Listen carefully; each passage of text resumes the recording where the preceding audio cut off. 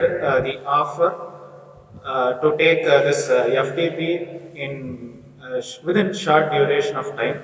And then in the afternoon, we have with us the session chair as well as the resource person, Dr. D. Marciana, who has been the associate professor of Department of Electronics and Instrumentation Engineering, Satyamaba Institute of Science and Technology, Chennai. Both the staff members were very close to me. When it comes to knowledge sharing, they have good years of experience with machine learning with neural networks and its impact during this COVID-19 and COVID-20 period.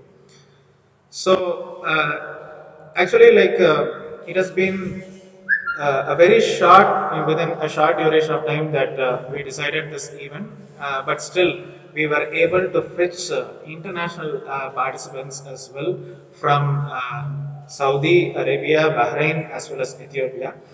So, warm greetings to everybody.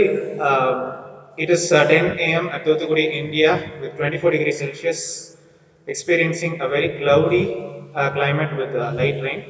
And it is 7:30 a.m. in Bahrain, 16 degrees Celsius, experiencing a sunny climate. And Ethiopia, we have 7:30 a.m., experiencing 10 degrees Celsius, mostly cloudy climate. I'm happy to meet the professors who are from India who have been settled in Ethiopia and Bahrain. We have right now with us Dr. Dency James. Warm greetings to you, ma'am. And several other staffs are going to join in quick amount of time. So let me discuss about today's morning session chair and the resource person, Dr. N.R. Krishnamurthy. He graduated from Jerusalem College of Engineering, Chennai, affiliated to Madras University in 2004 with bachelor's degree in electronics and communication engineering. Later, he completed his master's degree in electronics and control from Satyabama Institute of Science and Technology, Chennai in 2007. He has joined as a lecturer in Satyabama Institute of Science and Technology in 2008. His passion towards teaching made as assistant professor in Department of Electronics and Instrumentation Engineering in Satyabama Institute of Science and Technology, Chennai. He completed his PhD in the year 2018. He played vital role in the Satyabama Satnano satellite project as the payload subsystem in charge. He acquired a teaching experience of more than 16 years. His areas of interest include machine learning, signal processing, wireless communication, coding techniques,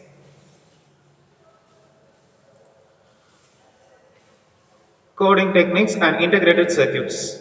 He attended various workshops conducted by the industrials. He guided several student projects and he made research publications in diverse journals and conferences. He is a life member of Indian Society of Technical Education (ISTE), and we are proud to have you as a resource person for today's morning session, sir. So over to you, Dr. Krishnamurthy, who will be handling on the introduction of machine learning and its impact during the current COVID-20 period. Over to you, sir. Thank you, sir. Thank you for your long introduction, Krishna, sir. Good morning to everyone. Today we are going to discuss about the basics of machine learning. Okay. Few people could have attended some workshops regarding this machine learning technique, but still, I'm going to start from the basic. Right. So it is not going to be like putting a PPT and presenting something like that. Okay, so in addition to that, I'm going to show you as a hands-on training. I'll take some programs and I'll explain you what is happening inside the program and how to take the data and how to process it and how to apply your machine learning techniques to that particular data sets that we will discuss. Okay, so around some 3 to 4 examples I'll be taking and I'll just share you that. Okay, so we'll start with the introduction of what is machine learning. Okay, so if anyone have an idea of what is machine learning, you can tell. So what you can understand from the word called machine learning. Anyone, or you can chat me also. So if you chat also, I can see and I'll tell you.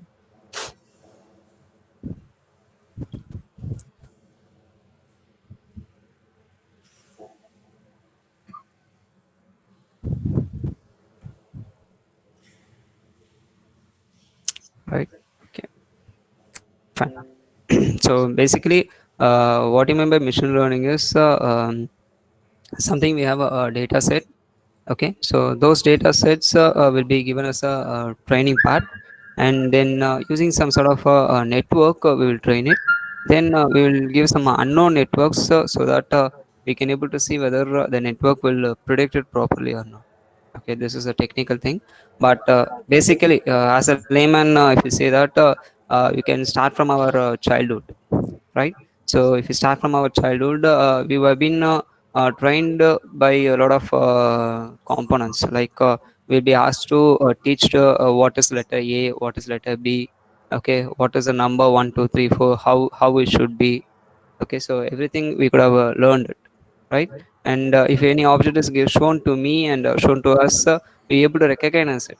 Okay, so what is that object is? So if you show me apple, I can able to tell that it is an apple. So if you show some sort of objects, we able to see that what is that particular object, and we can label it properly.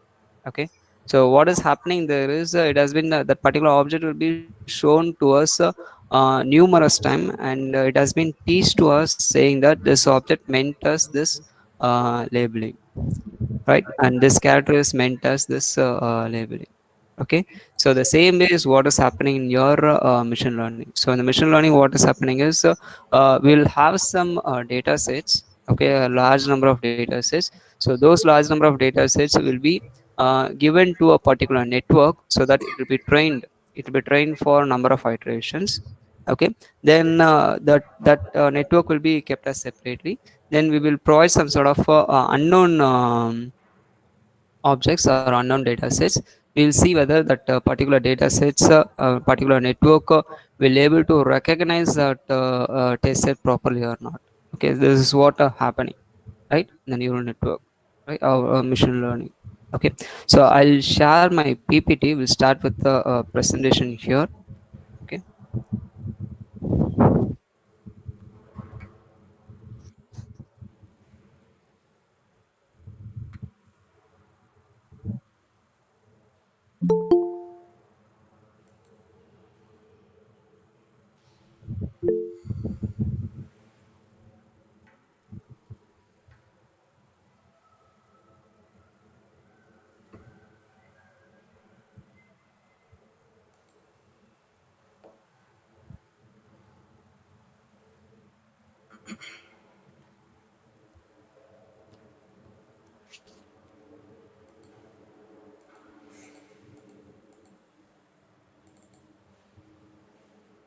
Sir, Christo sir, can you see my presentation? Is it visible? No, sir. I cannot see your presentation. 1 minute.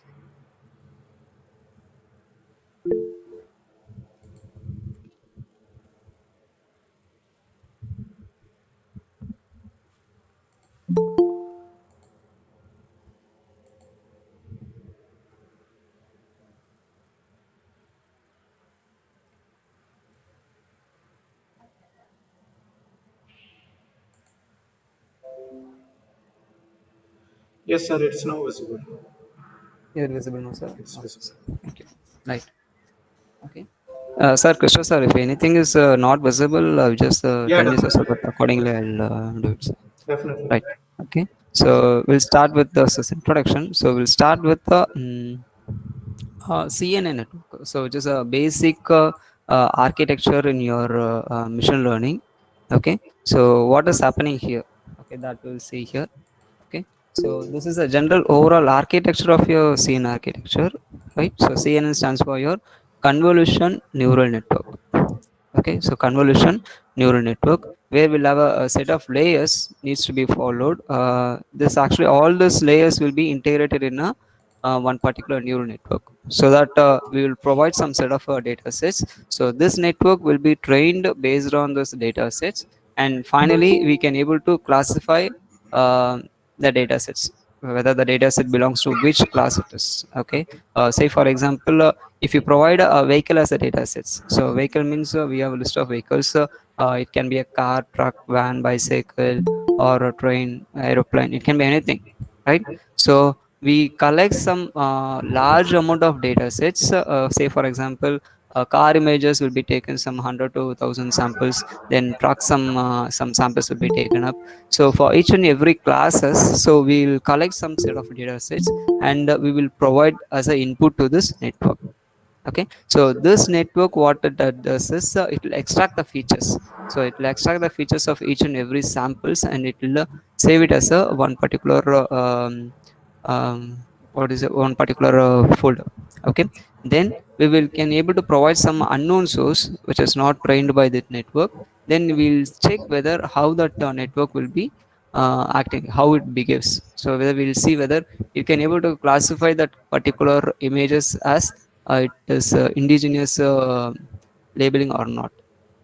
Okay, so that is what happening here. So basically if you see this, we will have two types of blocks, or two types of division we can say. So it is general, this is general for all the machine learning technique, right? So first we what we do is we try to extract the features. We'll try to extract the features, and we learn from the features.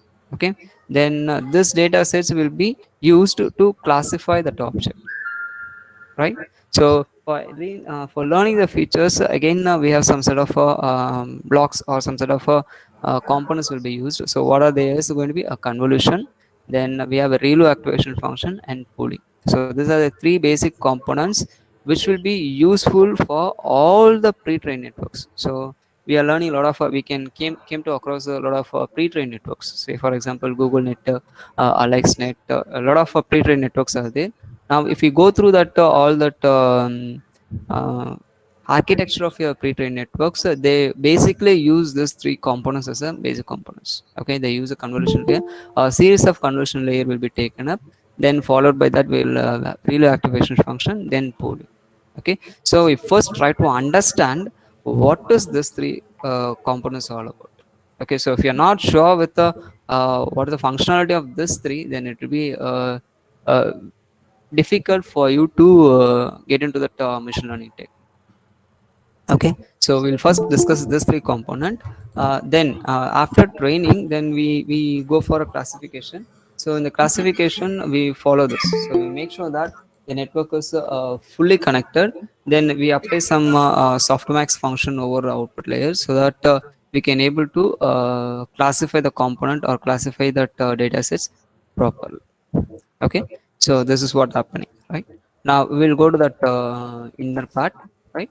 So as I told, the convolution layer I told, no. So this is a simple example of the functionality of your convolution layer, right? So if you provide any data sets, okay, so what I've done is I've taken some small puppy figure here, puppy image. So this image will be given to a convolution layer. So the convolution layer will have, depending upon your number of filters. So we have that sub filters, sub layers here, right? This is similar to what we have studied convolution, linear convolution in DSP.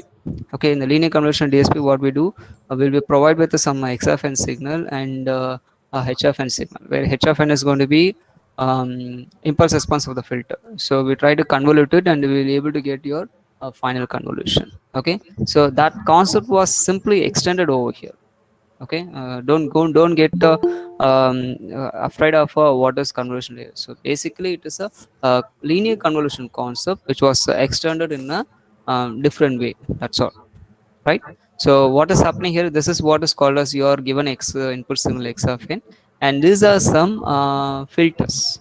Okay, so this is sub filter 1 2 3 4. So according to your application, so you can have n number of filters here, right? So this is what happening. So this input data will be convoluted with your first filter, then some sort of features will be taken out here. Okay, and then the second filter will be impulse response will be taken up, and this will be convolution with your actual sample data. We'll get a different feature. Okay, so like that we'll have a n number of features. So these features will be stored in your brain of your machine learning. Okay, it's like what is happening in our human brain. Okay, so we able to see the component, we can able to respond to labeling properly. The same way what this is what happening here. So using this convolution layer, we'll convolute the actual data sets with some series of subsets. Okay, then the features will be extracted like this, and these features will be stored in our particular network. Okay, so if any unknown source was given to you, they make use of these features and they just will compare it. They compare that actual data sets with your the feature labels, then accordingly it will give outputs, whether that class belongs to what it is, whether it's a cat or dog or what sort of animal it is. Okay, so this is what the convolution concept. And let me explain in detail about how that actual convolution will be going on. Right, this is not a exact value. Okay, so I'm taking a, partial output. Okay, so because if you take a image, you, those are working on MATLAB, they can understand. Okay, so if you want to read that image size of the size, we'll have a large variety, some 2000 cross 2000 cross 3 dimensional data will be coming.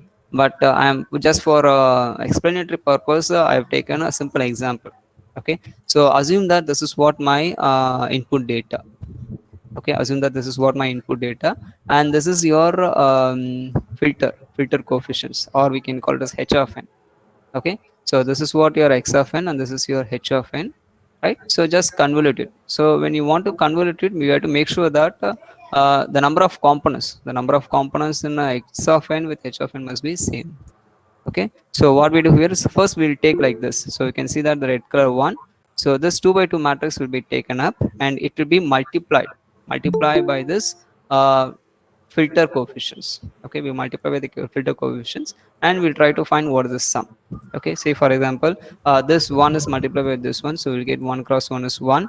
Then second component 1 into 0 will be multiplied, we'll get 0 here. Then this 4 into 0 will be multiplied, we'll get 0 here. Then finally 6 into 1 is we get 6. Okay, so when you add all those things, we get the value is going to be 7. Right, so the first component, the first features of this convolution is going to be 7. Then we'll take the second set. So second set consists of like this. So it just shifted by right side by 1 times, so that we get the next 4 samples, that is your 1164. Okay, so 1164 gets multiplied by this filter coefficient, then we'll get the second value.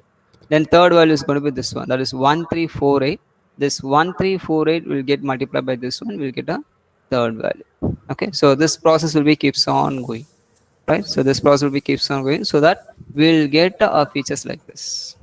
Okay, we'll get a features like this. So you can see that the input data set is going to be 4 cross 4. Okay, and the filter coefficient is going to be 2 cross 2.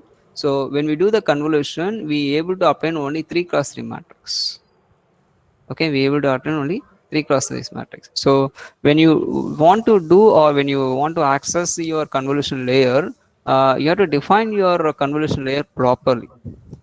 Okay, whether it's a 2 cross 2 or 3 cross 3, you have to define it properly, and we have to understand how your data set is. So what dimension of your data set is. Okay, so you cannot say that my input data is 4 cross 4, I can take a machine learning, I mean a filter coefficient is 6 cross 6. You cannot possible, it's not at all possible. You have to make sure that your filter coefficient will be always lesser than your x of n, your input matrix. Okay, so that we can able to obtain the convolution and be able to get your features. Okay, so people will commit mistake over here, that is what I'm trying to say. Okay, so depending upon your data set and depending upon your filter coefficient only, we able to extract the features properly. Right, so this is an extension of what I told. Okay, so this is the second set what I told. No, 1164 is multiplied, we get 5. Then third we'll get like this. So the process will continues like this. So what we get finally is going to be, this is what we get it. This is a one of the feature, it's not a exact feature. So what I told you, know, so the first feature. So if we take this is a filter coefficient, we get like this image. Okay. So a part of images is represented by like this. That is 577364903 7. Okay. In the same way, what is happening here is we'll take another filter coefficients. So we'll take another filter coefficient. We'll extract this feature. Then third filter coefficient will extract the feature. So it goes like that. Okay. Now these features are useful for classifying your images, right? So if any doubt is there, you can ask me now.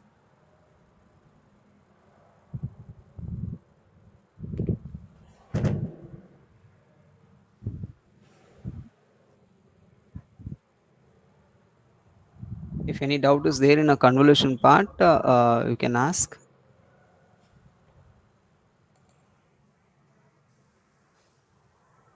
Dear staff members, you can unmute your mic and ask your questions or post your question in the chat box. Yeah. So if you post in the chat also, I can able to answer it. No issues.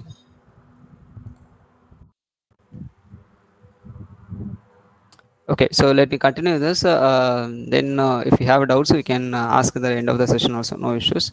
Okay. So fine. Okay. So once the convolution is over, right, then we will take a ReLU activation function. ReLU activation function is like um, just finding values. So we have like a saturation level is there, no? So we will fix some saturation level, so 0 and 1 or something like that. So it is similar to that. So ReLU activation function. So I will not go in depth of this ReLU activation function. We'll go to the very important topic, what is called pooling. Okay. So when you want to do the pooling, it is again it is similar to your very important concept in your machine learning.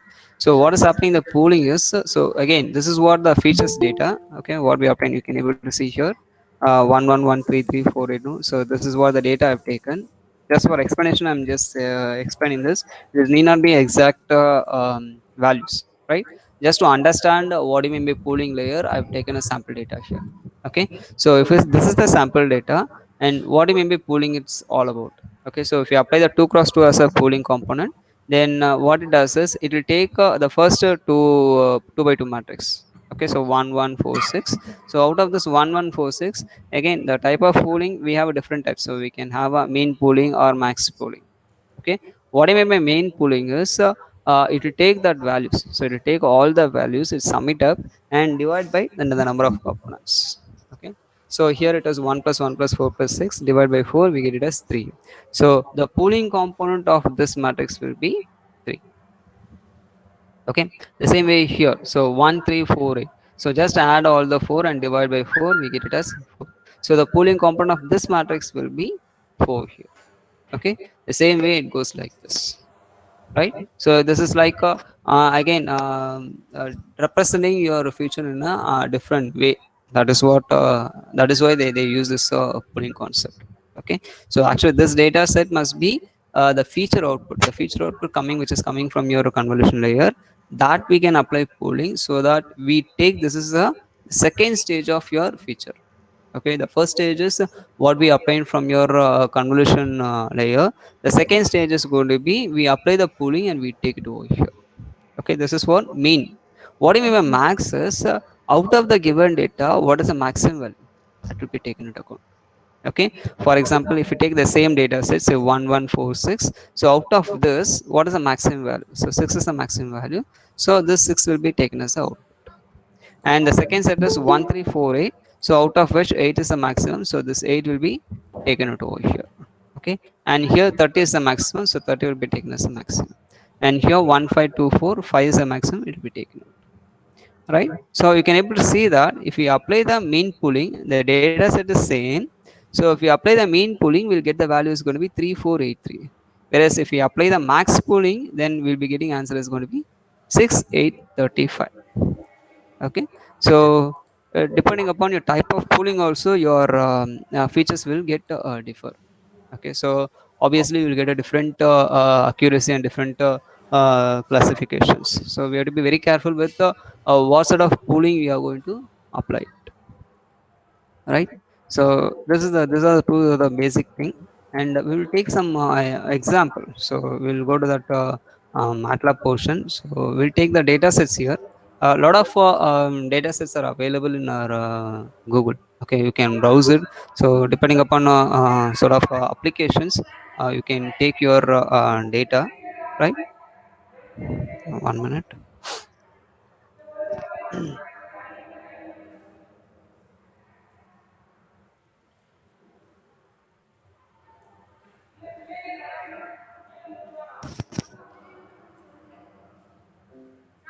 Right, so a lot of data sets are available.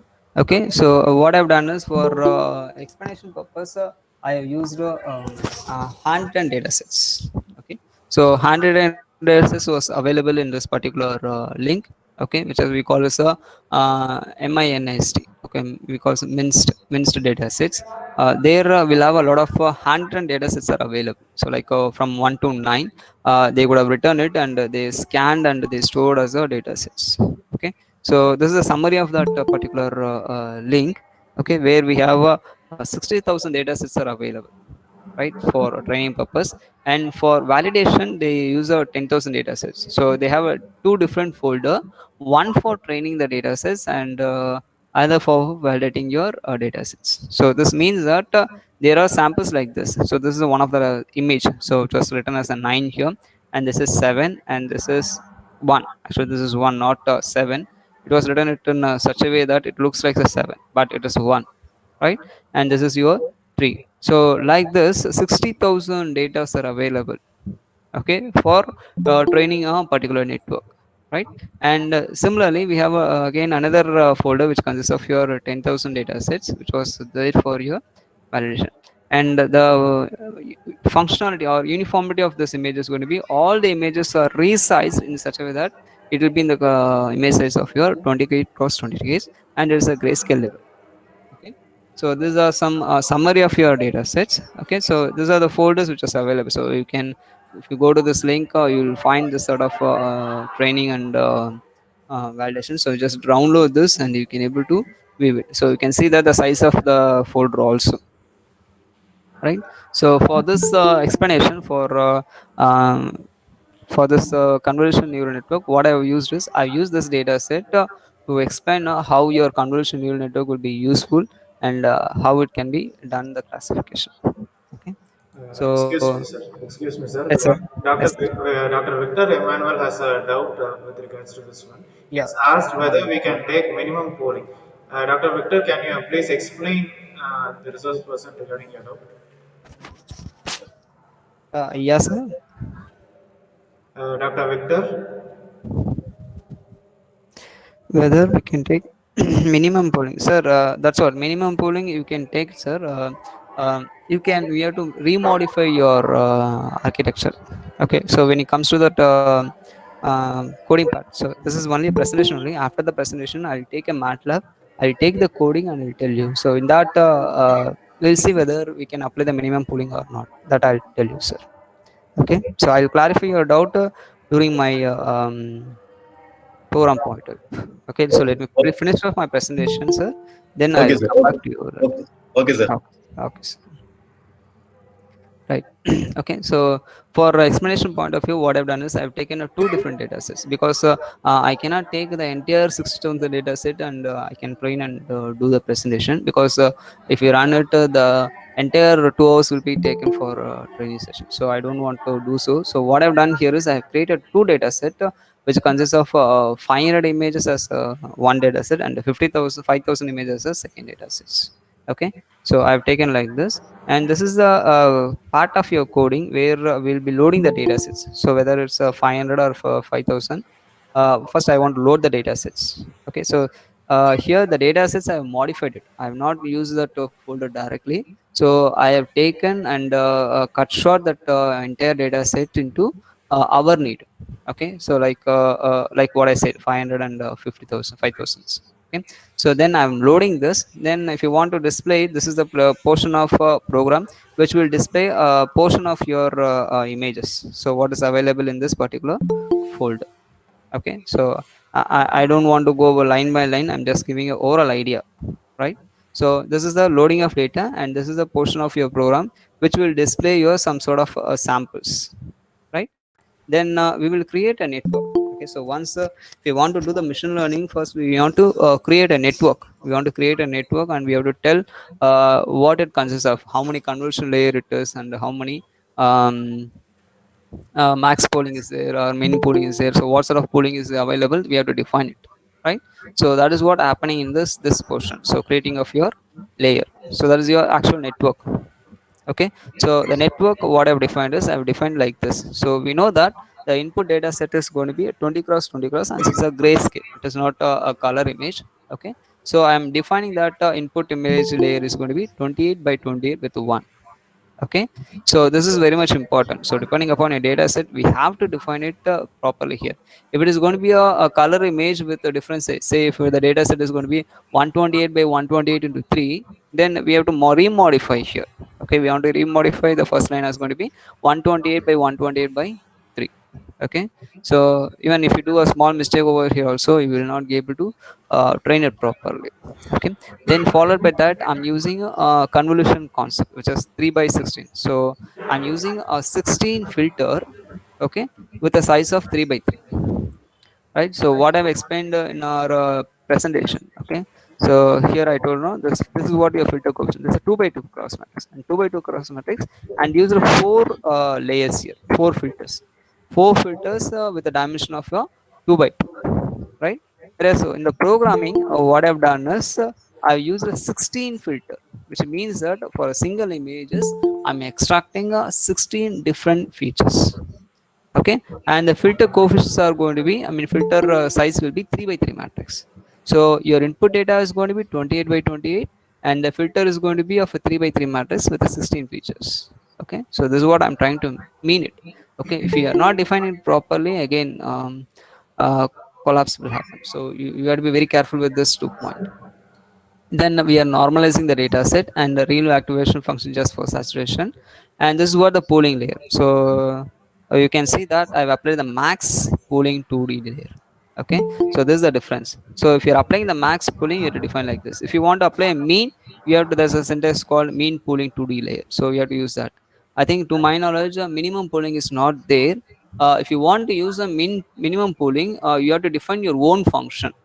Okay, this is because the max pooling 2D layer is already there inbuilt inside your MATLAB. So when you define this function, that particular function will be called off and it will do it. Similarly for mean also, there is a default function was written inside the MATLAB.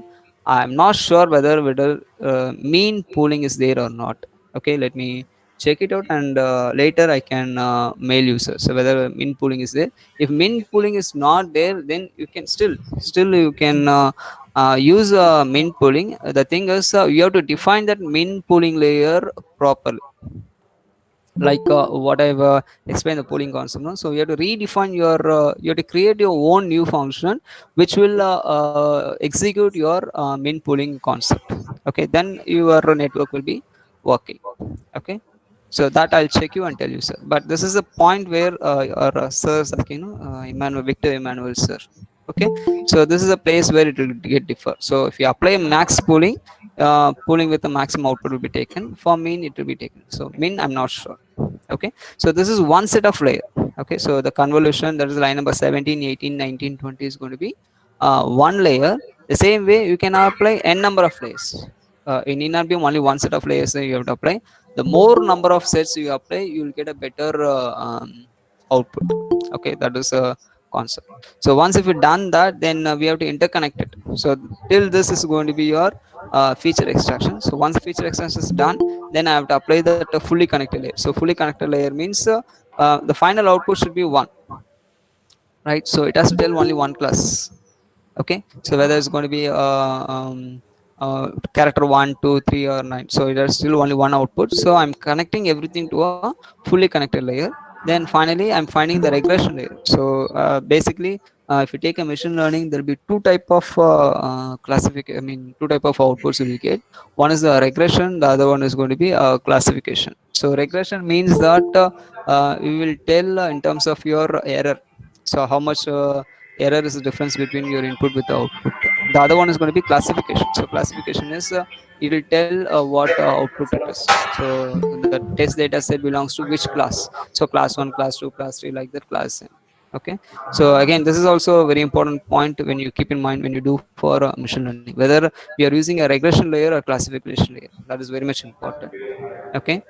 So this is what how define a convolution, a simple convolution layer. I'm not using anything bigger like a new Google network or AlexNet or something like that. I've taken a simple neural network concept which consists of only two sets of layer. Okay. Okay, two sets of layer. So this is what your network. Then we have to specify the parameter. Okay, then parameter means that how many iteration I'm using. So only few thing, let me explain it.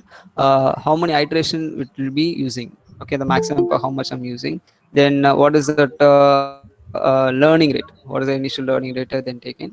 So all these things we can define it. So something which is very useful for, you have to define it options. So without defining this option you cannot go with your training point. The next comes your training point. So as I told, the data sets will consist of four values. That is your x train, y train, x test, y test. So x train means that your training data sets, and y train means it's a label. So what class it belongs to. Similarly, we have x test, y test. X test is going to be the image we are giving to the network, and y test is going to be the corresponding label, right? The next comes your just if you want to see that the network how what are the components is consist of, you can type simply like this, because I can see here the net is what the variable I used for defining this network. So you can just simply type it as net dot layer. It will summarize it.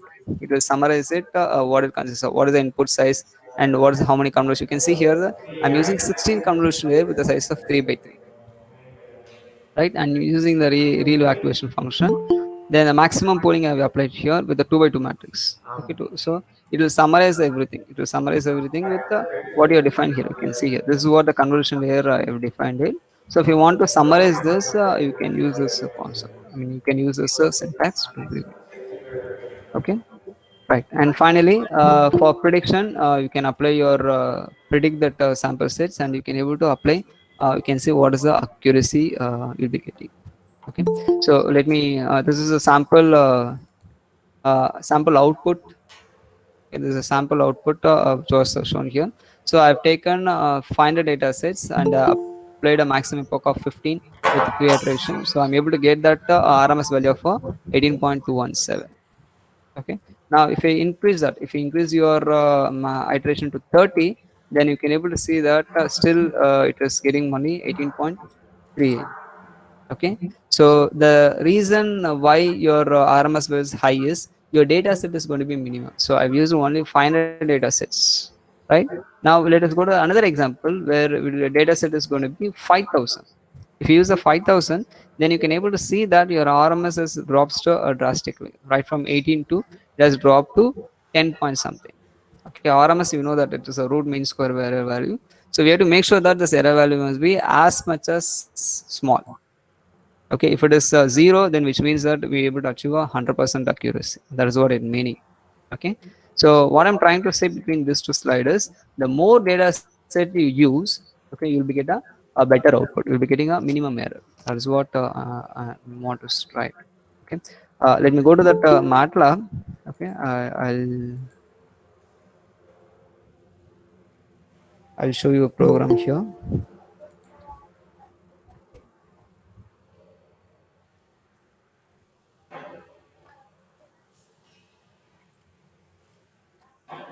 Right, sir, Krishna sir, can you able to see my MATLAB window, sir?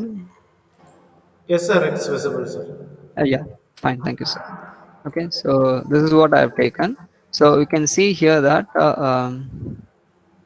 you can see here that I have two different data sets with the 500 images and 5,000 images. Okay, so here I'm using calling a 500 images. So I'm loading the 500 images, and this I've commanded. So I don't want to display it. If you want to display it, I'll show you here. I'll run this by block. Okay, so let me first clear your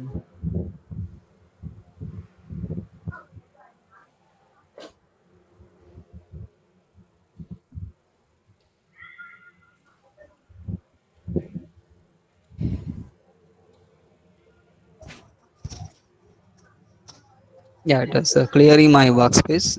Just a minute. Yeah, it's done. So first, let me load this data sets. So I'm just copying this and running in my command window.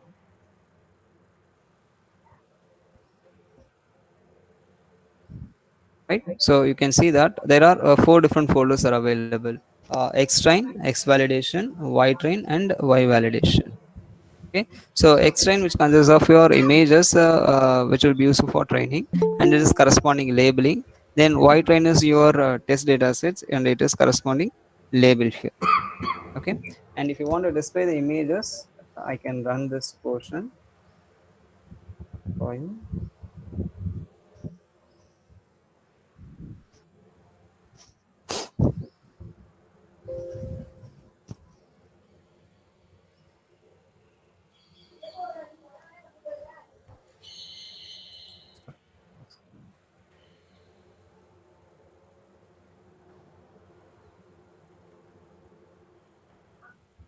Okay, so I use a random permutation, which means that out of this 500 images, randomly it will take nine samples.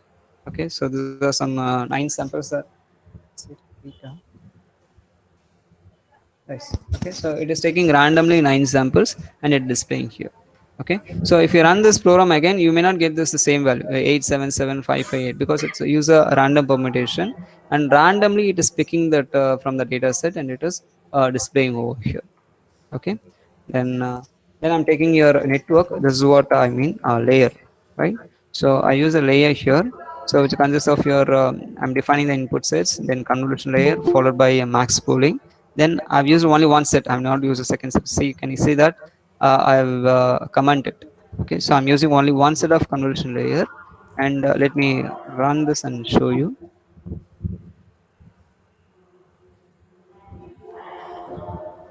I think I can clarify that Victor sir doubt. See, sir, you asked for min, no? Instead of max, if I type mean here, okay, it will work. Okay, so we won't may not get any output here.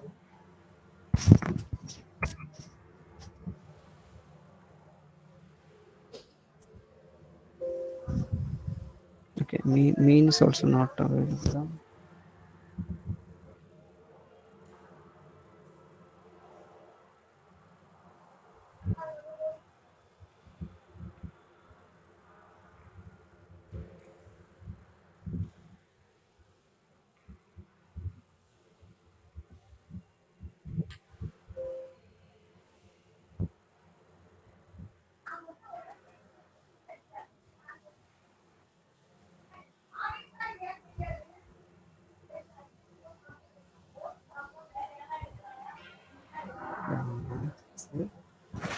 Sir, this I'll come back to you later, sir. So because max is working and even mean and minimum also is not working. Let me check this and I'll tell you, sir. Okay, so Victor, sir. Right. Okay. So I use that max polling layer. Then I'm defining that options. So your network options. So I use only the 15 iteration. So I use the epoch of with 15 values, and I'll just run this. Okay. Let me run this and show you.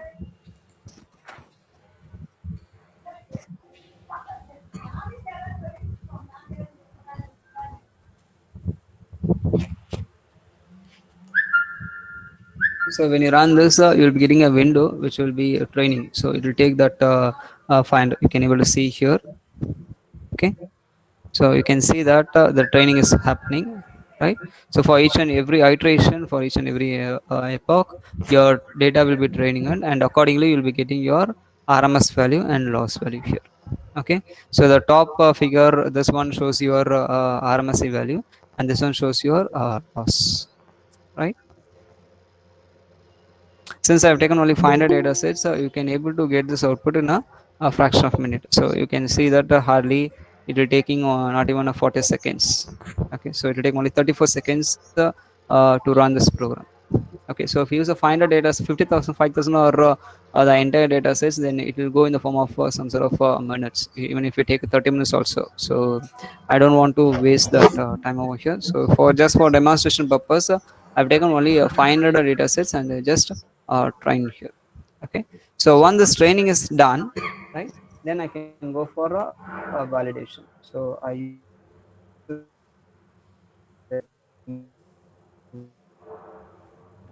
right. So you can able to see that.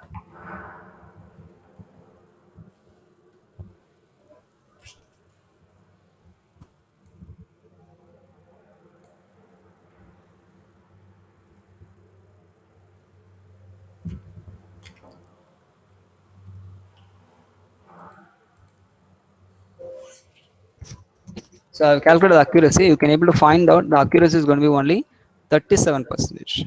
Okay, which is not at all advisable one, right? So to get a more accuracy, the logic is use a 500 data set instead of 500 data sets. Use 5,000 or the entire data set. So you get the accuracy more than 90 or 95, something like that.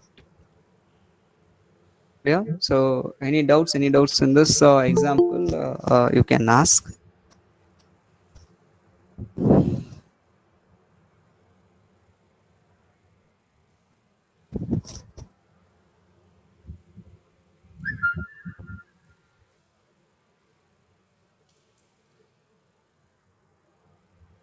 Right. So I'll take another example.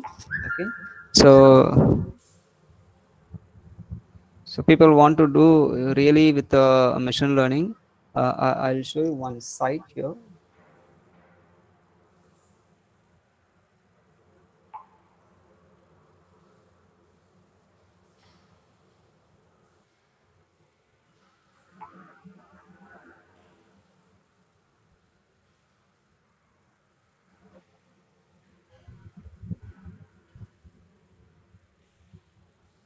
Yeah.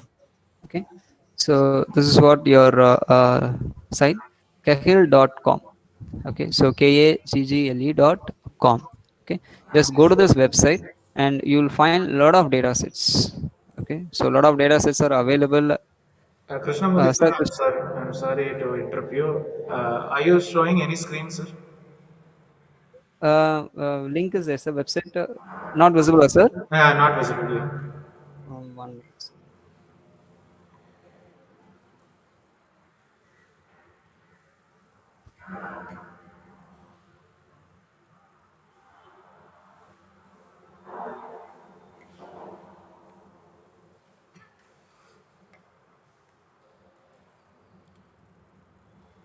Yes, sir. Now it's visible. Thank Yes, you. yes. Okay, thanks.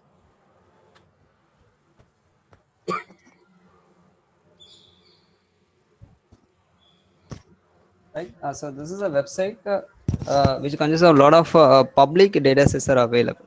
Okay, so with vast areas sets like if you want a EEG data sets, you can get it from here, or if you want some electricity based data sets, you can get it here. Okay, so a lot of data sets are available over here, right? So you can search here. So you can see that the reason one, which is Pfizer vaccination tweet. So regarding to this.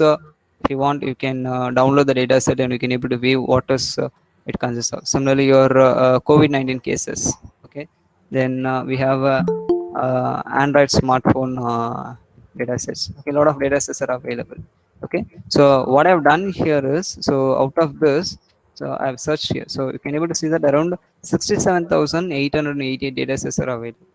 Okay, so if you want to search for any particular component, say for ECG data sets, you just search here as ECG, and you can able to see here. So ECG heartbeat data sets are available. You can go to this particular link and you can see whether this data set will be useful, or you can make use of this data set for a classification purpose. Similarly, heart attack prediction. Okay, so you just because so for each and every link they would have taken a data set in a different way. That is, they take the data from patients and they put it in a different way. Okay, so you have to try to understand your data sets properly. Then according to your network or according to your applications, you have to reconstruct your data sets, like what I've done for the previous example CNN network. The actual data set was 60,000, but I've taken only 500 data sets for my simulation part. The same way you can go to that particular link and you have to modify it. You have to modify according to your application, then you have to do it, right? So here what I've done is I've taken a electricity prediction.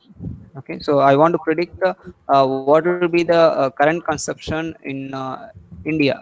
Okay, over a year of time. Okay, so say for example, 2022, what will be my electricity consumption in India. Okay, so that I want to predict it. So you can able to see here, this is power consumption in India. One link is there. You just click this. Okay, so it will tell different states. Okay, so it will describe what is the power consumption of India in different states. So you can see the graph here. So this is power consumption by Punjab state and Haryana, Rajasthan. So it goes like that.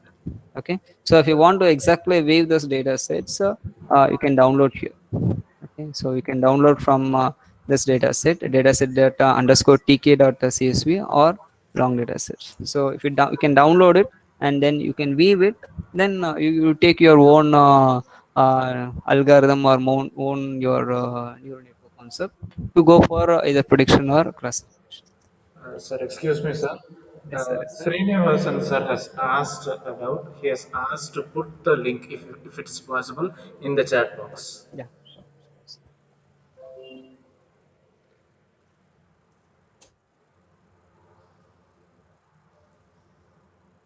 Thank you, sir.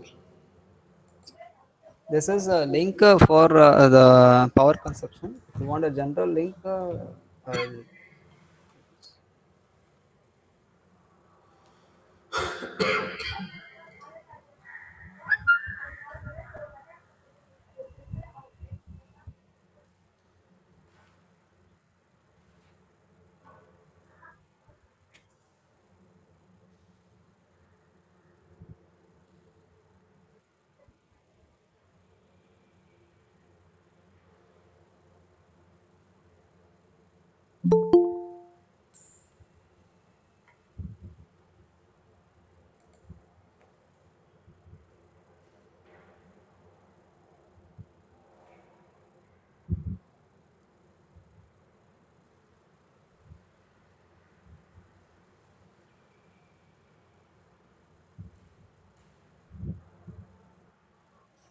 yeah, sir.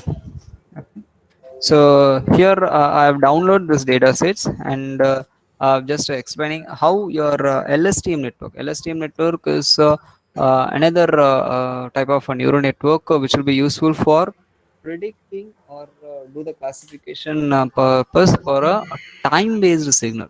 Okay, basically the data sets can be anything. It can be an image, or it can be a video, or it can be a number, or it can be a time-dependent data sets. Okay, so here this is the data sets which right.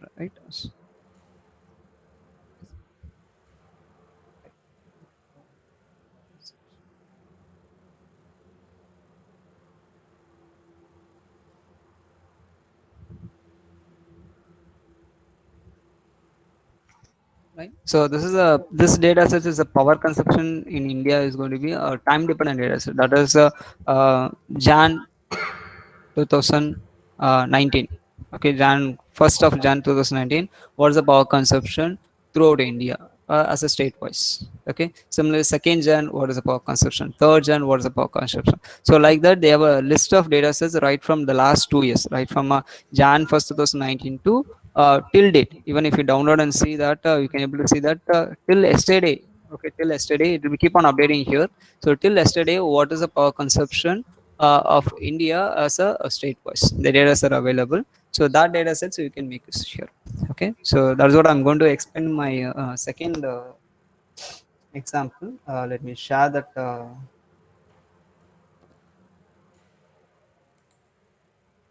second coding.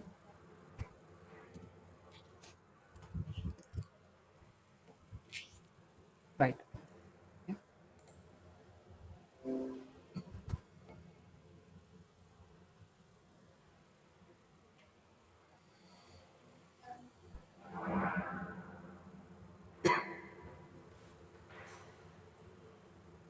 Right. Again here, the data set which is available from gagglenet.com. So I'm not using that data set directly. I've just modified here. Okay, so this you can able to see that CSV file here, long underscore data CSV. So this consists of the India power consumption. I've opened the CSV and I modify the data sets. So I modify the data sets and I'm stored in a mat file called dataset.mat. Okay, so I've dataset mat dot which is there in this particular folder here.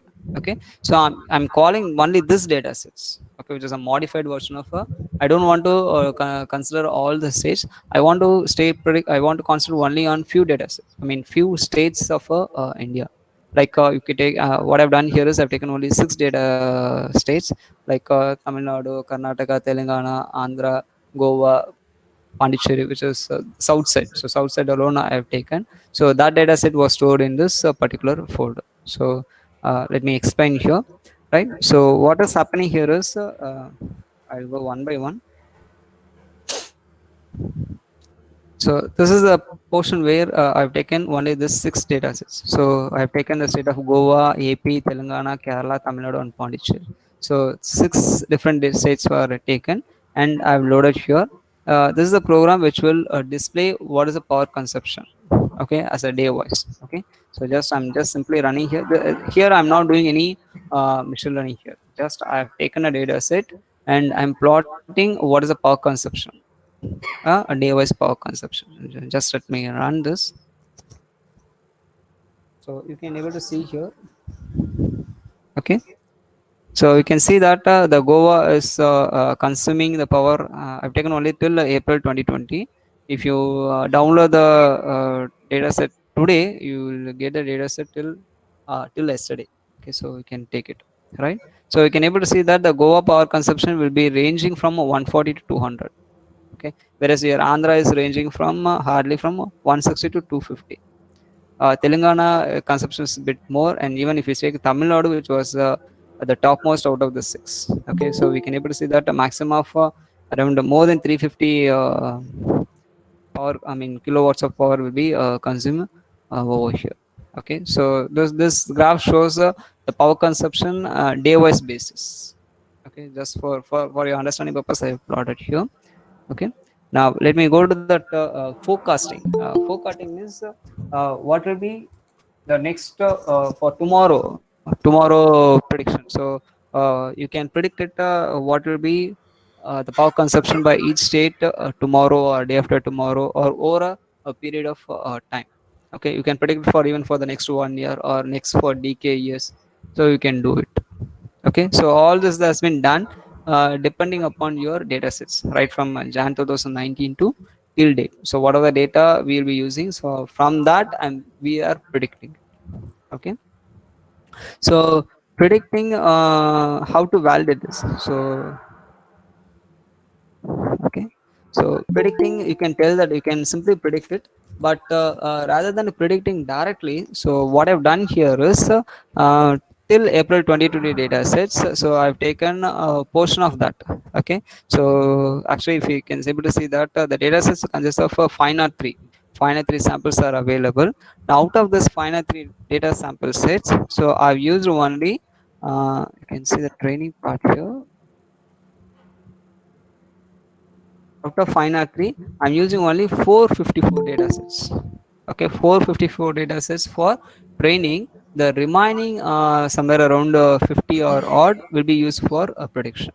Okay, this is like what we have done for the previous example what I told us. No, out of 500 data sets, some 4 or 450 data sets will be taken for training, and the remaining will be done for prediction. This is the logic behind all machine learnings. So if you want to train and predict it, some data sets will be allotted for training, and the portion of data sets will be used for your validation. The same way here, out of that 500 samples, okay, so I've used the first 450 samples for training the network. The remaining 50 I'm predicting it, and I'm comparing with the actual data set.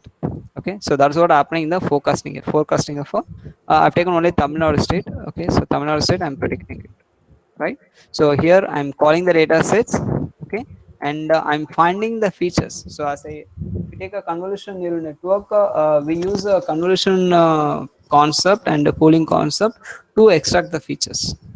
Okay, so when it depends on your time oriented, for example, if you take the database like power consumption or ECG or EEG, you cannot apply your convolution rate because it's a single DD. Okay, so one dimensional data sets, a time dependent data sets, so you cannot go for convolution concept or pooling concept.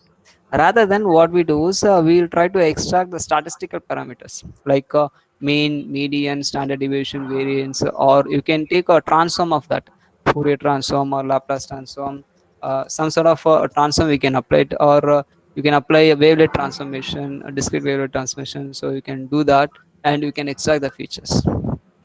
Okay, so this is another way of extracting your features. So depending upon your data sets, you have to be apply your concepts properly. Okay, now here what I've done is, since it's a time based data sets, I'm using two features as mean and standard deviation.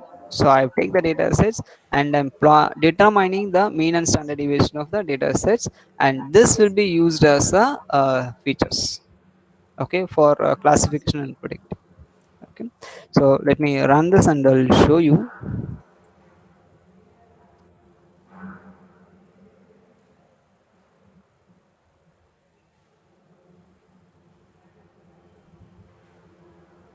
And here also the epoch is very much important. So I've used 250 here. 250 is not required because it will take a long time.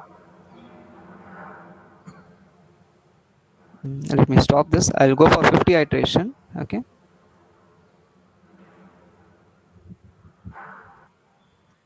I'll change it to 50 here,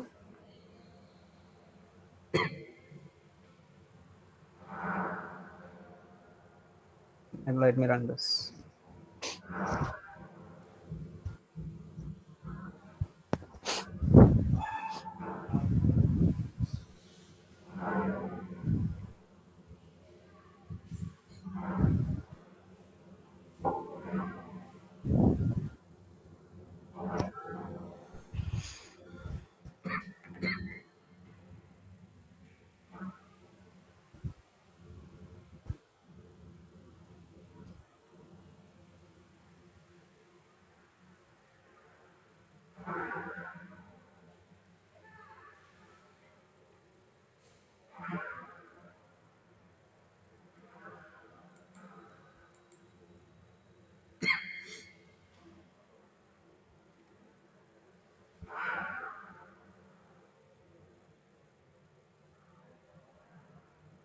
Right now, this is a graph which will shows your training progress. Okay, so the topmost is going to be your RMS value, and the bottom is going to be your last prediction.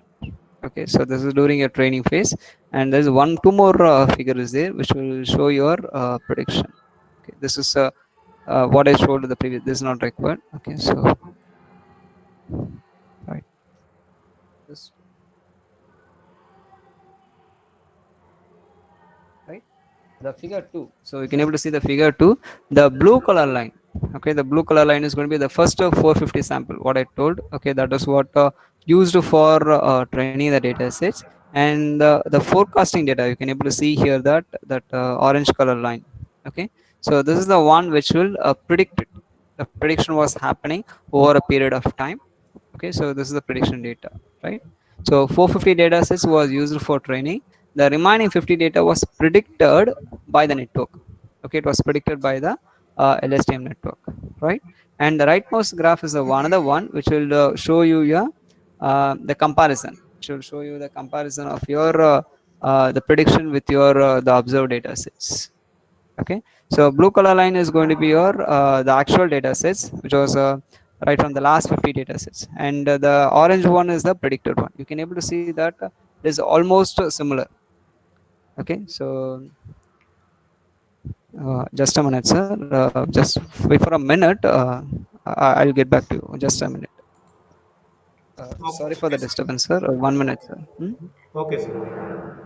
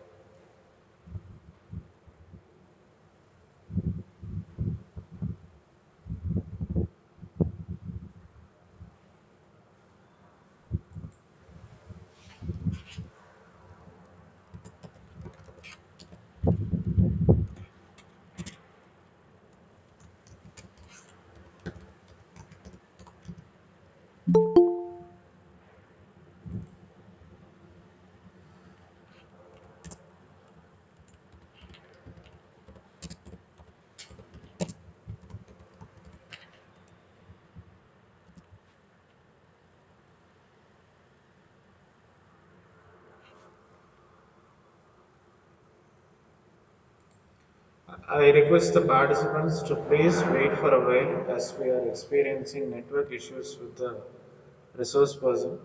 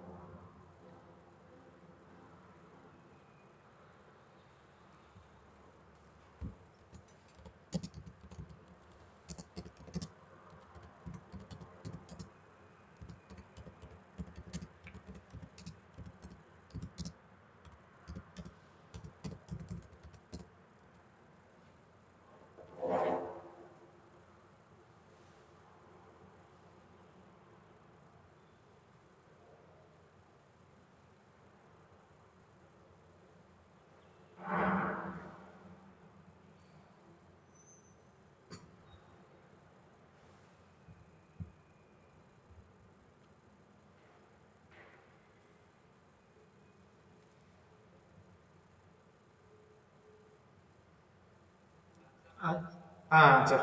Okay, okay. Okay, okay, okay. Answer.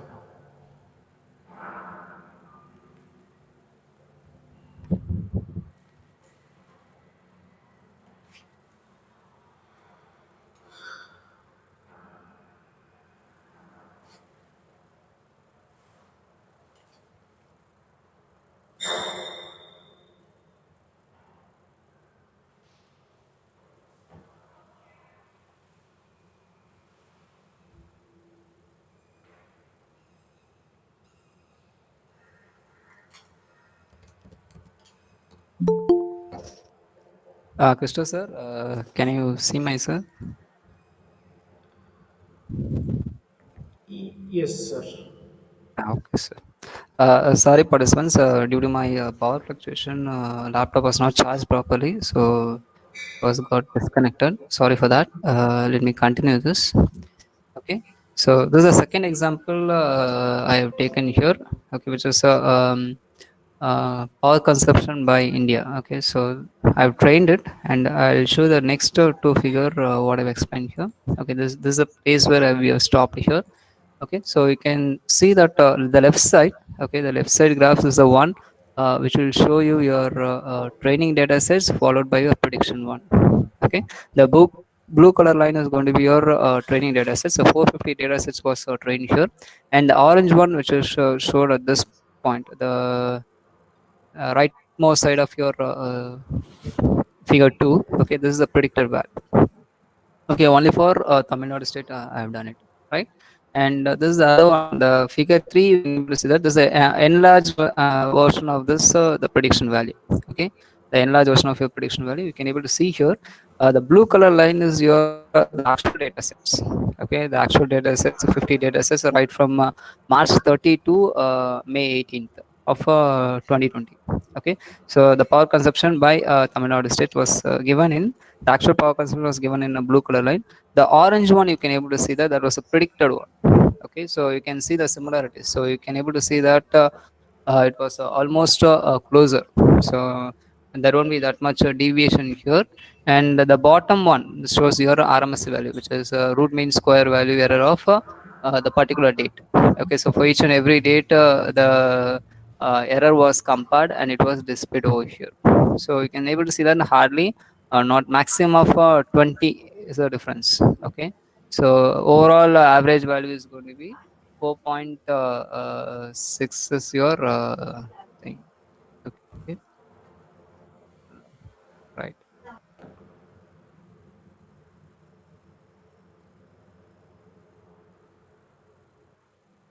Any doubts in this? You can ask.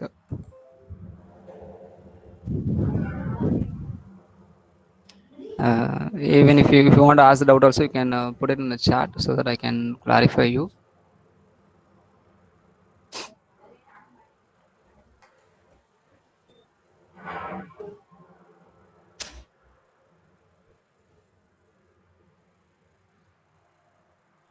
Yes, sir. So if you are clear with the second example, I'll take one more example. I'll show you. All right. So third example, we'll go here, and we will let me explain one more concept behind here. So here, what I've done is I've just predicted the value. So the next is I've done classification also. The same data sets, I have done a classification here. Let me run this program and we'll see. So here also what I've done is I've taken a data sets. I've taken a data sets and I calculate the mean value. So I will calculate the mean value and median value and standard deviation. So instead of taking two features, so what I've done is I've extracted three features. So in addition to that standard deviation and mean, I use the median also here. Okay, I'll use a median also here. Okay, so three data sets will be, I mean, three features will be extracted, and this is the place where your actual network. Okay, as I told, the convolutional neural network I told, no, the same way for LSTM also is there. So this is the definition of your layer. So layer I'm defining here input sequence. So in the case of first example, the data set is to be image with 28 cross 28 with a one dimension, whereas here it is going to be a time constant, I mean a time dependent signal. So you can able to see that input size I have defined it as 1, which means that it is a single output, I mean single input. Okay, for each and every time instant only one value will be there. Okay, that's why I have defined a variable called input size equals to 1 here. Okay, input size equal to 1, so that input size is taken as a input here. And this is the definition of your LSTM layer. So LSTM stands for your long short term memory layer, so which is very similar to your closed loop system. Okay, in the control system maybe we could have studied the open loop system and closed loop system, no? The same logic. So you can able to see that see that some sort of feedback signal will be given to your input side, so that it will minimize your error depending upon your feedback coefficient. The same logic was extended here, and they have built a LSTM layer. Okay, the difference between your closed loop system with the LSTM is closed loop system we have only one loop, whereas in the LSTM layer is going to be we have a series of closed loop system was connected interconnected together, so that we'll be getting a different architecture over here. Okay, so once if we define this layer, then we need to go for connector network, fully connected layer. Then I'll go for softmax layer, then finally classification layer. Okay, so the last two example we have done only for regression type. So regression type means the actual data set was compared with your predicted value, and we finding only the error. What is the error difference between your actual data set with the predicted one? Okay, so if you put instead of regression, if you put as a classification layer, then it will tell in the form of labeling. Okay, so you can feed the data, and you can able to classify it, it is which state it is. So for this example, we have taken 6 states, right? So Tamil Nadu, Goa, Telangana and Karnataka we have taken. Okay, so if you put a classification layer, you can feed the data, and you can able to recognize it. What is that actual data set? The actual data set belongs to which state it is, whether it is Tamil Nadu or Karnataka or Kerala or Goa. So Pondicherry, you can able to classify it. Okay, this is the maximum iteration I have taken as a 200. 200 will take somewhat long time, so let me use 100 here. Okay, and finally I'm finding the confusion chart. So let me append the output. From that, let me explain what is the confusion chart is all about. Okay, so let me run this. Here also I'm using the same data set, okay, which was downloaded from kaggle.com.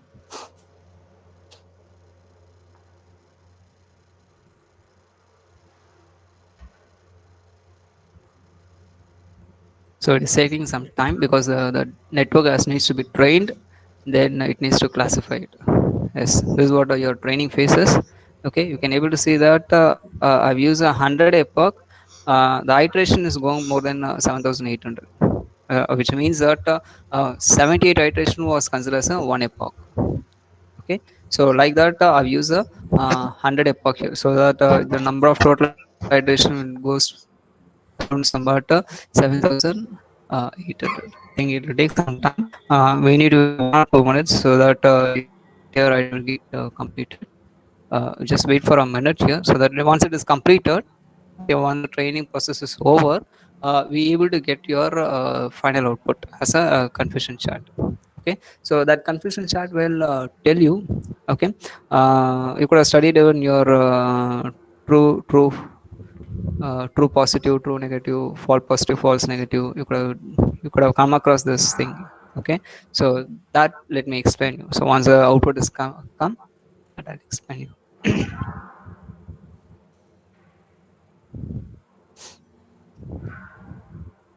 So the more number of iteration if you take, no, you will get a better results. So you can able to obtain the accuracy of more than some 80 or 90, something like that. If you use a number of iteration is so minimum, then you get accuracy of somewhat around 30 or 40, which is not good for any training network. Okay, so always I prefer with more iteration with more data sets to get a better result. Whatever might be the application, whether it's going to be ECG prediction or time sequence dependent data or image whatever might be the data sets, always follow the strategy. So if you want a better accuracy, you want to get a better accuracy output, always take a large number of data sets and with a maximum iteration. Okay, the issue while doing so is the training process will take somewhat long time. Okay, so even you can see this example itself, it is taking more than hardly only 1600 iteration or so out of 7800. That itself will take 3 minutes. So if you want to complete the entire process, then another 10 minutes will be taken to consideration. Okay, so I don't want to waste this time. Now let me stop this. I'll explain you. So I'll stop the training process in between, so your accuracy may not be that much high. You may not get to some 80 or 90. get somewhat lesser only. Okay, and this is what our confusion matrix. Okay, so what the confusion matrix says, no, I've used 6 classes. So what 7 classes I've used. So AP, Telangana, Tamil Nadu, Goa, Karnataka, Kerala, and Pondicherry I've used. Now, out of that 500 data sets, what I've taken, 450 was given for training. The remaining 50% was used for testing. So the remaining 15% means 16 samples for each state. You can see here Andhra Pradesh having 16. This 2 plus 14 is 16, 16, 16. So for each and every data set, for each and every states, I use a 16 data sets. Okay, and this is what the classification. So the blue color, dark blue color line, you can able to see here, no. So that this 16, 16, 16. So this 316, which means that it gives a 100% of accuracy. You can see here 100, 100, 100. Okay, so what they are trying to say is uh, the training data set which was used for Telangana, it has been correctly predicted as a Telangana itself. Okay, similarly Goa there was 16 data sets. That 16 data sets of Goa was correctly predicted as your Goa. Similarly for Kerala also the 16 data sets were correctly predicted as a Kerala. So that's why we are getting as a 100, 100, 100 in this the first column. So this says that out of the 7 states, these 3 data sets was correctly 100% predicted as correct output. Okay, whereas if you take your Excuse me, sir. Are you sharing any screen, sir, with regards to different states? not visible, sir. It's not visible. Sorry, sir. 1 minute.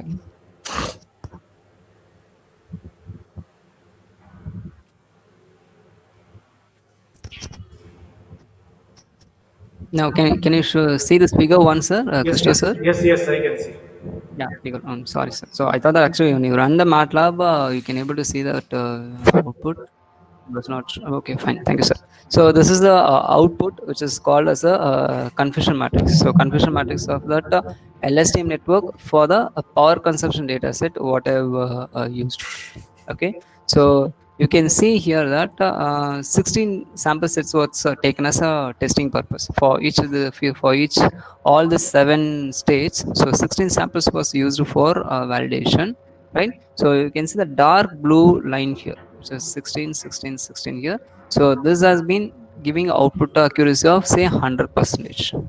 Okay, can you see that the right side of your figure? Okay, so what it means is Telangana 16 sample sets was correctly predicted as a Telangana. Similarly, the Goa 16 data sets was correctly predicted as a Goa itself. The same way for Kerala. So that's why we are getting accuracy of your 100, 100, 100 here. Whereas if you take a Pondicherry, okay, so Pondicherry out of 16, only 2 data sets was correctly predicted as a Pondicherry. Okay, the remaining 14 data sets, actually the data sets was Pondicherry, but it was wrongly predicted as a Goa. Okay, so out of 16, only 2 data sets was predicted properly. So we are getting an accuracy of say 12.5% only. Okay, 12.5% only as the accuracy for this Pondicherry state. The same way for Karnataka. So if we take a Karnataka out of 16, only 1 data set was correctly predicted as Karnataka. The remaining 15 was wrongly predicted as your Telangana. Okay, so that's why we are getting a accuracy of a 6.3. Okay, now the sad point is going to be this two state, which is your Andhra Pradesh and Tamil Nadu. Okay, they're supposed to predict it as Andhra and Telangana, but none of them are not predicted properly. So instead of Andhra Pradesh, what is happening is the all 16 was wrongly predicted as a Telangana, which is that's why we are getting as a 0% accuracy.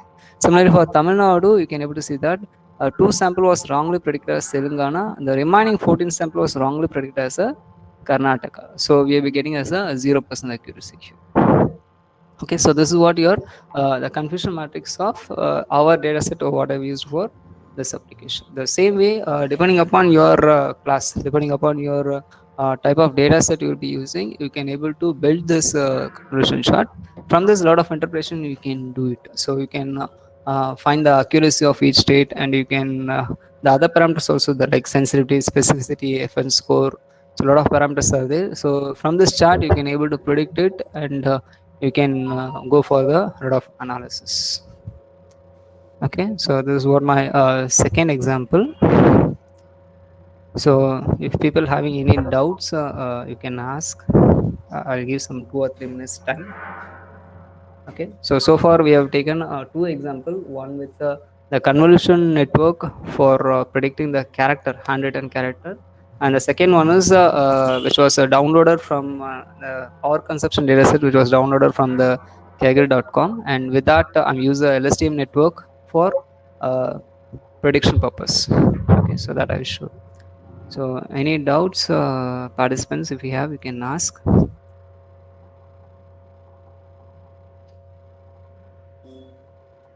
I'll wait for 2 minutes. If you are unable to open, I mean, mute yourself, you can ask through chat also, so that I'll clarify you.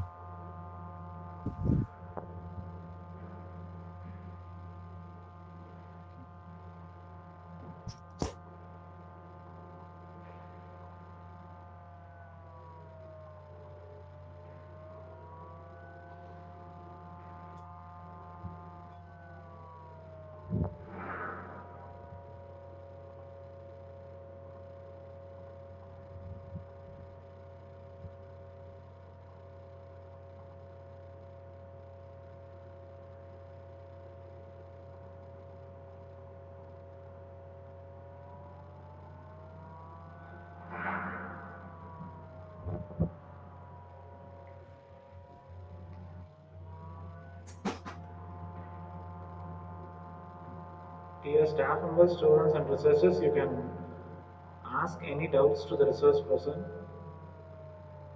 Right now, we It will need start not be from two example alone. So in general, if any doubt is there related to your machine learning or related to your research work, uh, you can ask. No issue. No, not a general. I mean, it need not be the topic from this presentation alone. In general, if any doubt is there related to your machine learning, you can ask.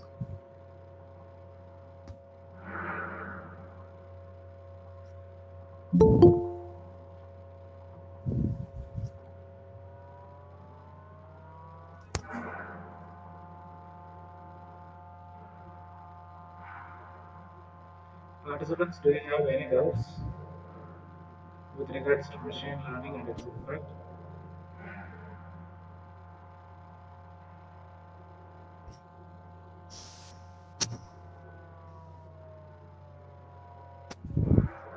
Sir, if no doubt is there, I'll show you one more example. Yes, sir. You can go ahead, sir. Go on, sir. Okay, sir. 1 minute, sir. Okay, Let me run once, just 2 minutes, sir. So let me run my system, then I'll show you, sir. Just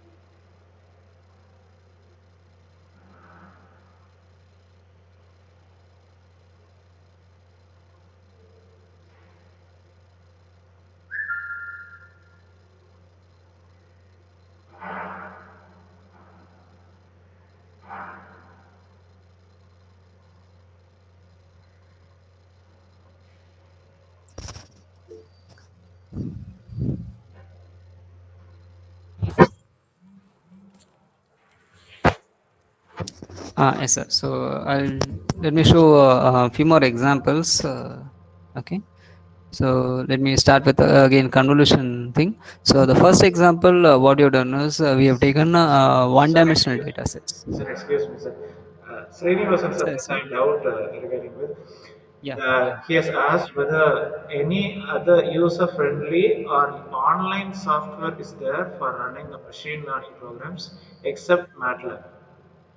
MATLAB. Okay, sir. So uh, since you're I don't know what background you are, sir. If you're EC faculty, MATLAB we are very familiar. So we will be using a lot of laboratories so that I have taken a MATLAB. Or if you try to learn Python based coding part, so if you're sure or if you're confident with the Python, I'll suggest Google Colab, okay, which is a online. Yes, sir. So if you're CSC, then no issue, sir. You can go with Google Colab. You'll be familiar there. Okay, where you can run all sort of a machine learning through online itself. So you need not depend on your system configuration. Okay. So what are the data sets you'll be using? You can store it in that Google server. Then you can call the data sets. So you do all sort of machine learning oriented in a Google Colab itself. Okay. I'll show you that also. For just a minute, sir. I'll open and show you.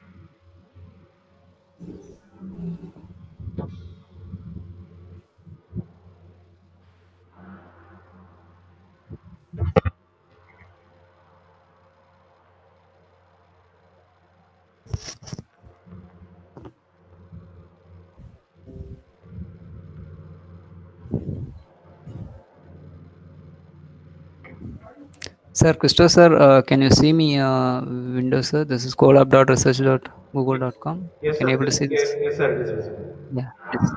Fine. Sir, with respect to your senior's doubt, this is a simple Python code, okay, which was done in a Google Colab thing. Okay, so here you need not do anything. Gmail login is enough. Okay, so what you need to do is you have to go to Google and type it as Google Colab, right? So there the last for sign in, just sign in, give your Gmail account user ID and password, so it will open it, and you will find a file here. So you can go to a new notebook. Okay, you can type your Python based coding everything. Okay, so you can open a new tab and done. So this is simple example what I've practiced here. Okay, now before do this, make sure that you connected to your hosted network. So here you'll have option called connect. So right click this, I mean click this and connect it to the hosted runtime. Don't connect it to your local runtime, just connect it to your hosted runtime. Then it will allow your space for you.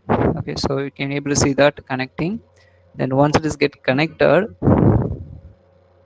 okay, it will allot the server, Google server itself, it will allot some sort of a memory to you. So you can able to see this connect disconnected, and you can see that some RAM and some disk space was allotted to you. Okay, so if you go to near to the space, you can see that 12.72 GB of RAM is allotted to you. Okay, and with the disk space size of your 107 GB was there. Okay, this is the space which is allotted to you to do your machine learning program by the Google server. Okay, this is entirely running from the Google server. It is no way related to your other laptop. Okay, so you can do all sort of machine learning coding to this link. Okay, this is an example I showed here. So what I've done here is I've taken data sets. Okay, so there's 1000 data sets for training and 100 data sets for testing. And for explanation purpose, I've used this equation. I've not used anything data sets which is downloaded from a website. I use the equation like a plus 2b plus 3c was that equation. So I'm generating a random number of ABC with 1,000 data sets. I'm training here.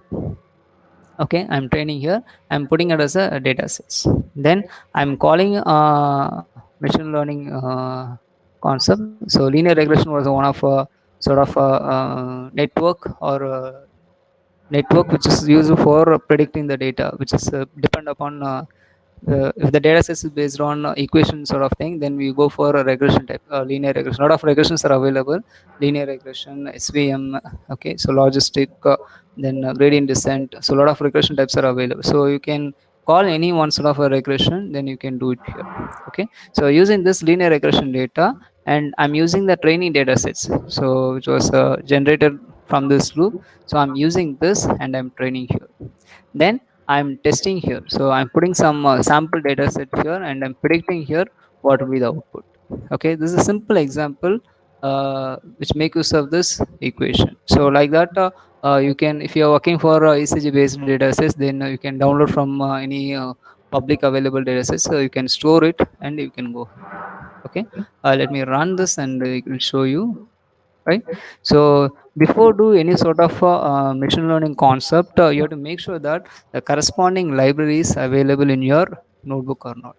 Okay, so for this example, anything related to machine learning, you always use this Skyline. Okay, so this is a library which is pertaining to your machine learning. So just pip this and make sure that it is available, right?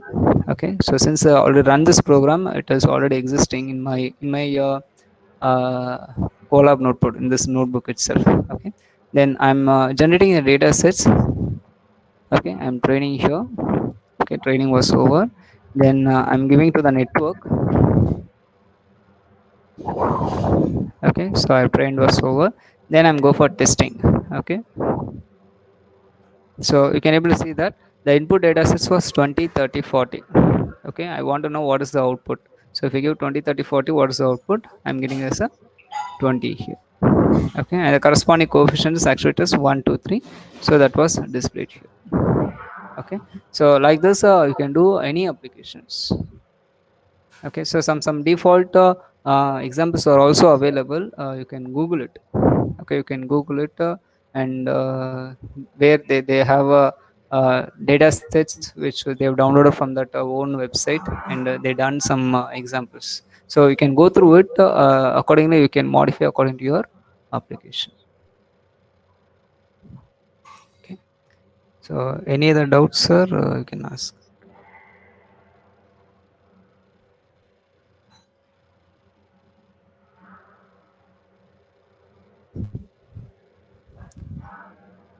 If you want to run in your own desktop, what I suggest is you go with some sort of a Python IDE, like Spider, PyCharm. A lot of packages are available, which is you can download from that internet, and you can install it in your laptop.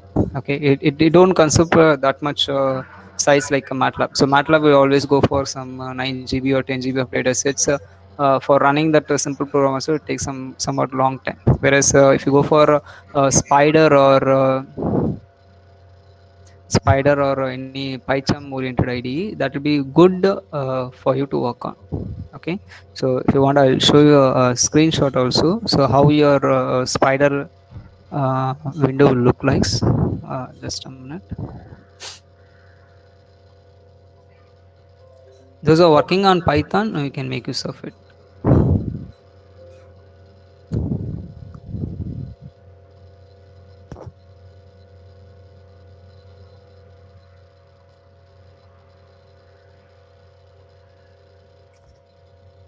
I'm not going in depth. Just I'll open the window, and I'll show you how it looks like. If you see that it is similar to your MATLAB, the look of your Spider toolbox will be similar to your MATLAB. So that one I'll show you. With that, we'll close the session.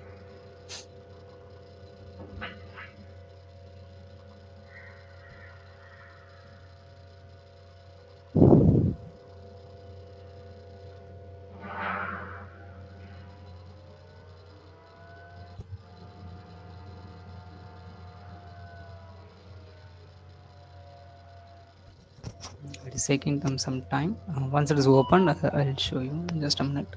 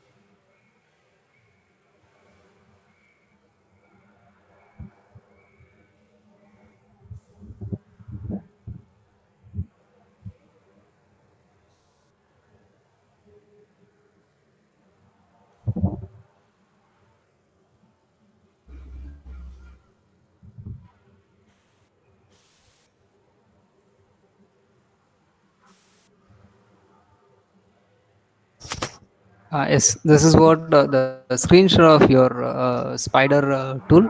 Okay, so if you see this, it is similar to our MATLAB window. Okay, where we'll have a editor option here. So just always save in the form of your .py.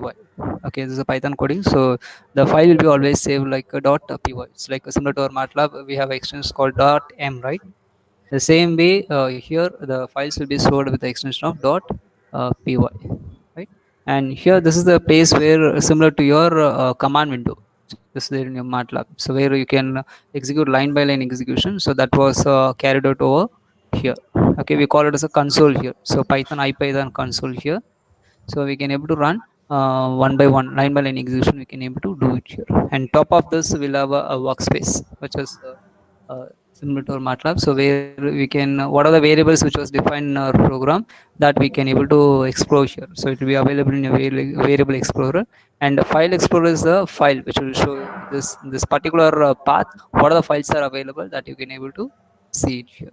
And finally we have a help. So if anything you want to search it, you can go to this search option. Then you can able to see that particular command. Okay, so PyCharm also looks like same thing, right? Okay, so and here the coding will be done at a faster rate compared to your MATLAB, because here whatever the library is required, that we have to install it, we have to import it for that particular application alone. Okay, so this execution time of a Spider will be faster when compared to my laptop. I mean, sorry, MATLAB. Okay, so you can also go with this sort of ID, no issues. Any other doubt is there, you can ask. I'll wait for some time.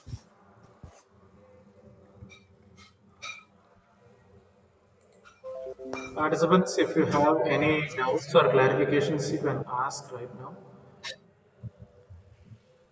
And we have international participants as well, Dr. Nindya Thomas, Professor Jennifer Jesubodhan. Now we have Dr. Norman, we have Dr. Sridevi. So if you are able to associate research in your college or university, With this topic of interest, you can ask any doubts to the resource person, or you can post your queries in the chat window.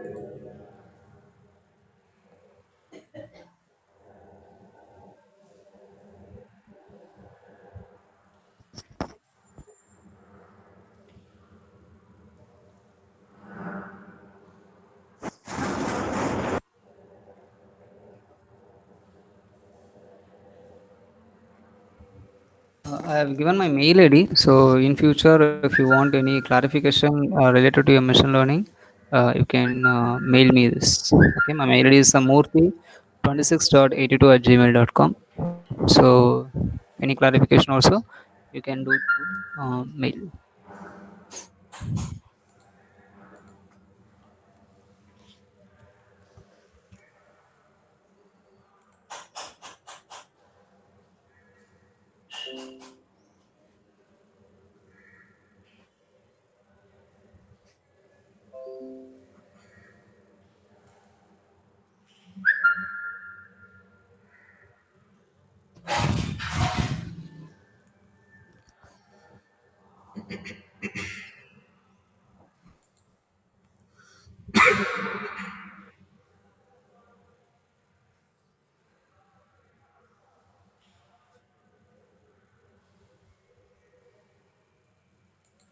Dear students, staff members, researchers, you can ask any doubts, clarifications, or queries which may not be related to this presentation, but in general, you can ask any doubts related to machine learning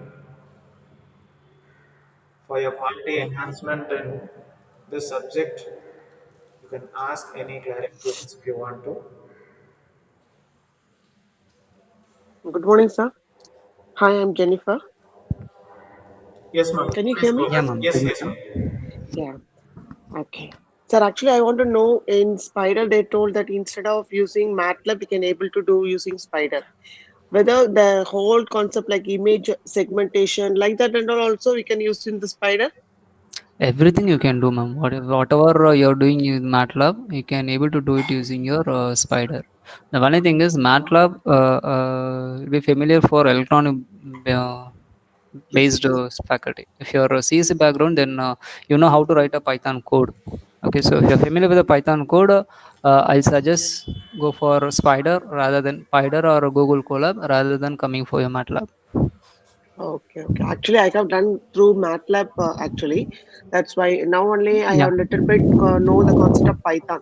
So with the help of yeah, Python only, we can go through the Spider like that you are mentioning. Is it right? yeah. If you know the basic coding of Python, you always Okay. prefer Spider or Google Colab. Okay, sure, sure, sir. Thank you, sir. Thank you, sir. Okay, okay.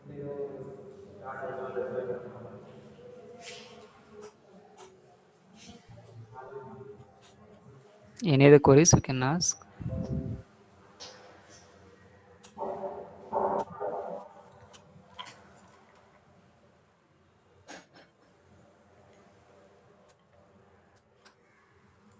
Sir, Krishna sir, if no doubt, sir, we can wind up, sir. Okay. And I've given a mail ID also. Okay. So if people wants to share also, they can share or ask the doubts through mail also. No issues. Okay, okay. So I hope everybody is clear with the presentation. So thank you, Dr.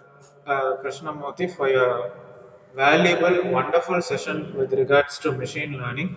First of all, we wholeheartedly thank you for your immediate acceptance for this one-day faculty development program.